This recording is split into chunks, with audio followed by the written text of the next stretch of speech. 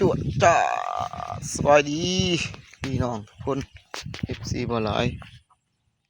ภาพบรรยากาศยามแลงเด้อเป็นนี้ก็หลายมาเลาะนำให้นำหน้าฝนก็ได้ฝนนำให้นำหน้าฝนสะตกบ่มีน้ำทุกคนนำให้หน้าก็ได้แม่นอีสางมาจุดมาจอกระแทกให้แต่หน้าปัดของป่องแป้งๆเบิดฝนก็เบิดน้ำทุกคนหอยกระปูบ่จอกในขนาดนี้ก็ได้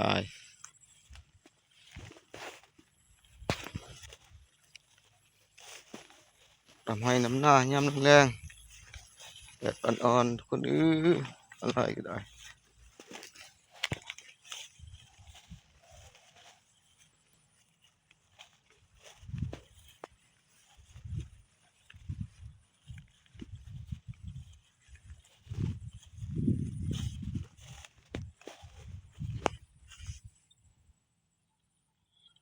หอยก็หลายคนจอกขนาดบ่หอยนี่ก็ได้มันได้นำดูหอยเต็มอันเลยทุกคน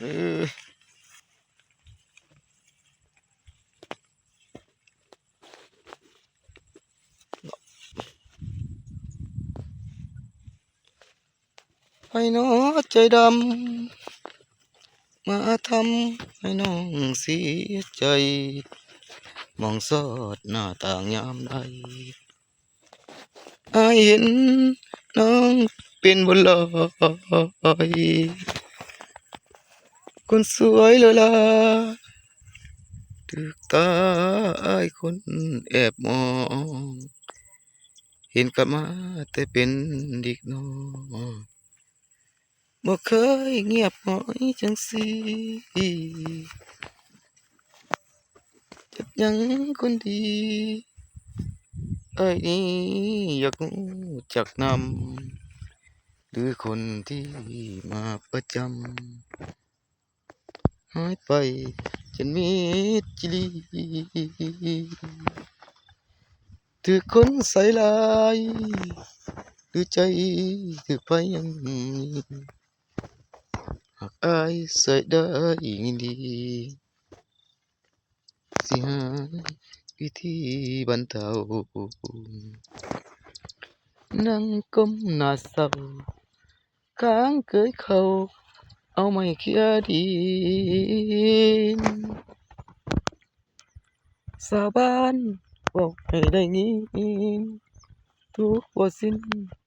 ย้อนคิดนำผู้บ่าวอายคนหื่นไกลดินน้ำใด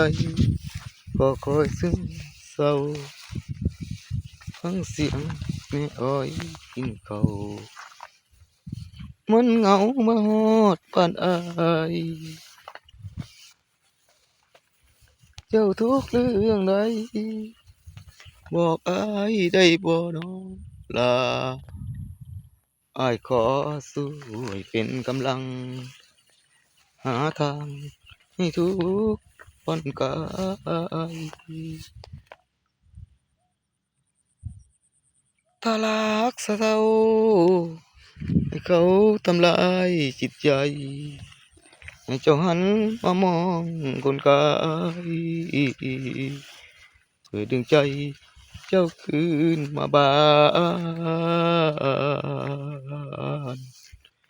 ให้เจ้าหันมามองคนกายช่วยดึงใจเจ้าคืนมาบ้าน